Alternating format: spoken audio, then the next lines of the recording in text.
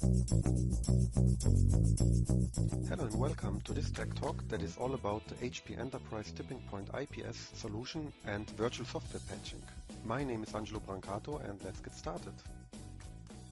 As you may know me, I'm not a big fan of the fear, uncertainty and doubt strategy to illustrate the need of security solutions with shady hooded attackers trying to take over the world. But I'm a big fan of depicting the real problem that we want to solve as clear as possible. And the website informationisbeautiful.net does a great job in graphically depicting the real problem. So what you see here are the world's biggest data breaches. Each bubble is a breach and the size of the bubble corresponds to the amount of sensitive data being stolen. And if we scroll up the timeline, we notice two things. The frequency of the breaches is rising and the complexity of the attacks is also rising. You can call that advanced persistent threat or targeted attacks, but at the end of the day it's organized crime and there are well-organized and well-funded groups that will infiltrate and breach corporate networks to gain financial or political benefit. And the question is not if they succeed to infiltrate the networks, but when. And how long will they stay under the radar until the breach is detected? Here are some metrics from the HP Cyber Risk Report for 2014, and I want to focus on one particular number. 84% of the breaches occur at the application layer. Applications are very complex nowadays, and where there is complexity, there are, with a high probability, hidden vulnerabilities that can be exploited by attackers. So of course, it's really important to close those vulnerabilities with patches provided by the software vendors. And here is the issue. Sometimes gaping security holes are there and cannot be patched. Like an open invitation for every attacker, come in and find out. And there are two main reasons for that. First, it's a zero-day vulnerability, where there is exploit code floating around, but no patch from the software vendor available yet.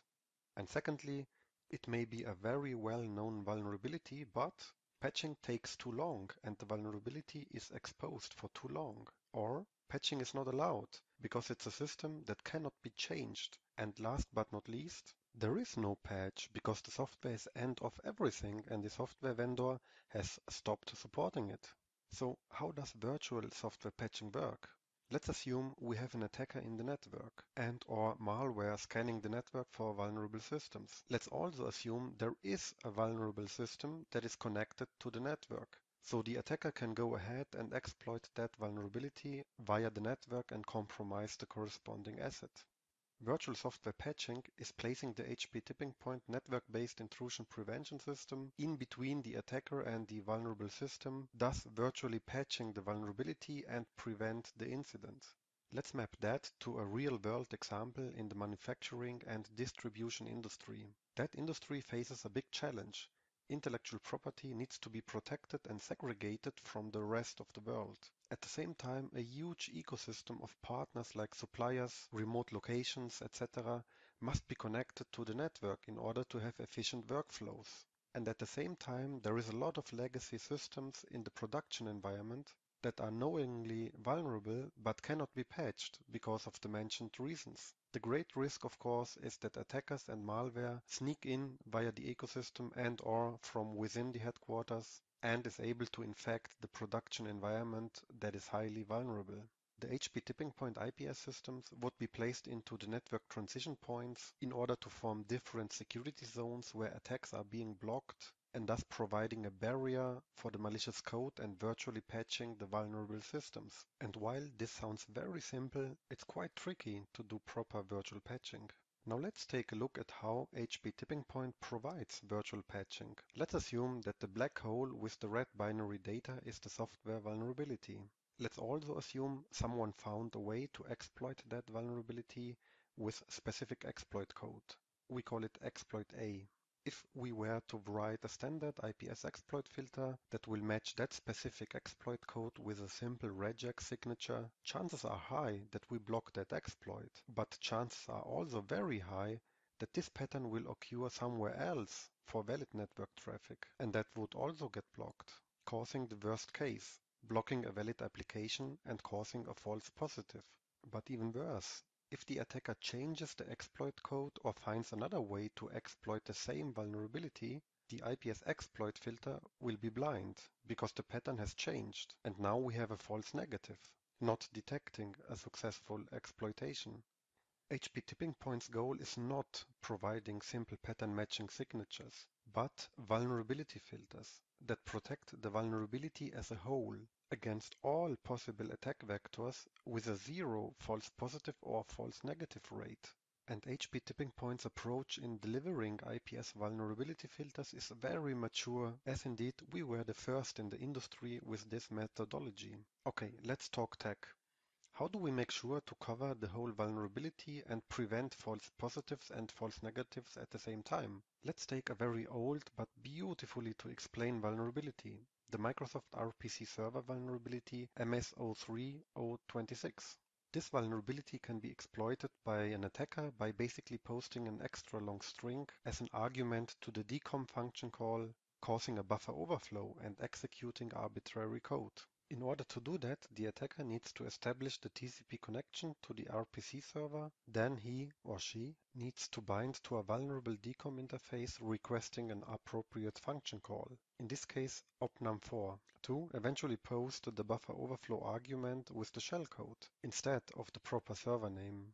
A standard IDS-IPS system with a simple pattern matching signature would only look for the argument in order to trigger, and thus bearing a very high false positive and false negative risk. The HP Tipping Point vulnerability filter will check for all necessary conditions that must be met for any attacks to succeed in exploiting that specific vulnerability.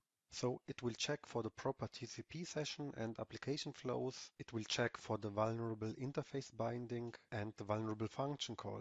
It will also check for all possible buffer overflow scenarios. In this case, it will make sure that the server name is not bigger than the maximum allowed byte size, which is 32 bytes in this case. By checking this specific sequence of events, it is possible to implement a zero false positive and a zero false negative vulnerability filter that completely covers the software vulnerability, providing a virtual software patch. And virtual patching zero-day vulnerabilities is particularly critical because the attacker's chance to exploit an unprotected zero-day vulnerability equals 100%.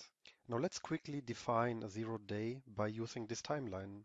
At T1, someone somewhere finds a vulnerability in a software. At T2, the exploit code is in the wild, meaning it can be downloaded, let's say, from Pastebin, or exploit kits can be purchased from the dark corners of the internet. At T3, the software vendor releases the patch, and at T4, the patch gets rolled out.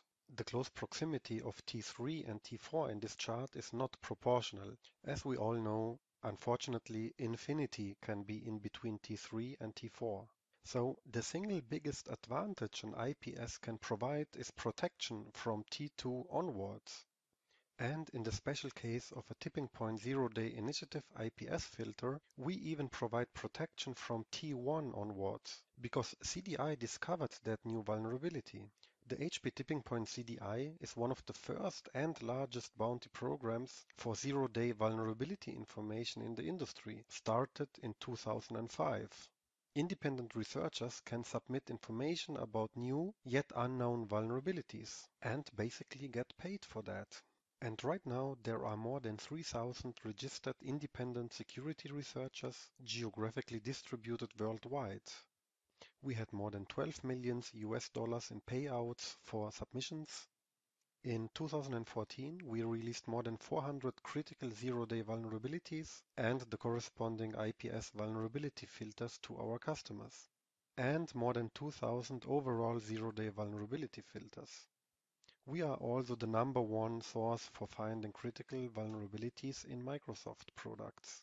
And Microsoft is really exemplary for not only openly and willingly communicating to the security vendors and researchers, but also very transparent in communicating the findings to their customers.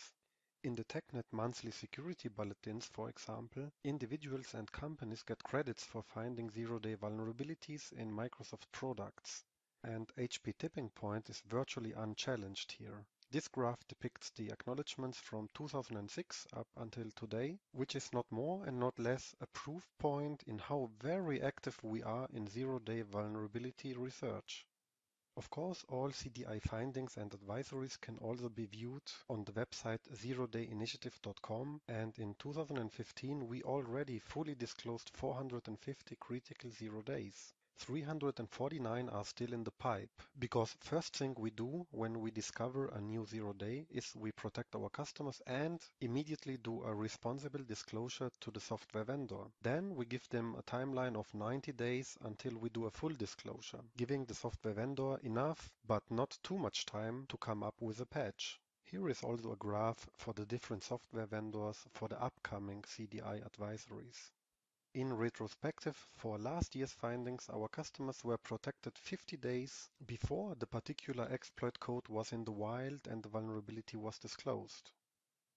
But make no mistake, old vulnerabilities also need to be protected by virtual software patching, because A, as we discussed, legacy unpatched systems are still around, and B, those attacks make up the greater part of less sophisticated attacks, because these exploit kits are virtually everywhere and free to use for every black hat out there.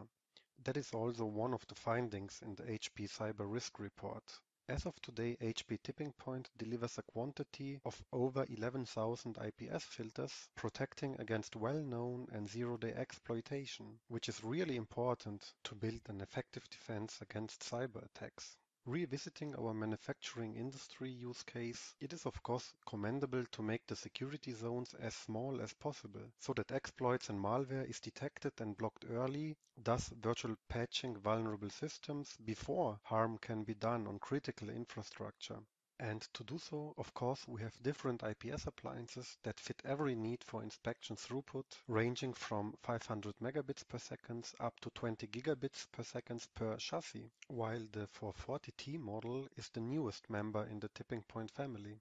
TPS, or Threat Protection System, is the new acronym for everything we discussed so far, whereas the 440T has one extra property. That is dual persona. With the dual persona feature, you can decide if you want to use the HP TippingPoint appliance as a transparent IPS with no MAC and no IP addresses on the IPS segment ports, or as a layer 2 up to layer 7 firewall with the exact same IPS inspection engine. I hope you found this Tech Talk informative. Please go to hp.com/go/IPS for more information about the HP TippingPoint product portfolio, and also check out the Advanced Threat Appliance and SSL Demo Tech Talks. Thank you and ciao!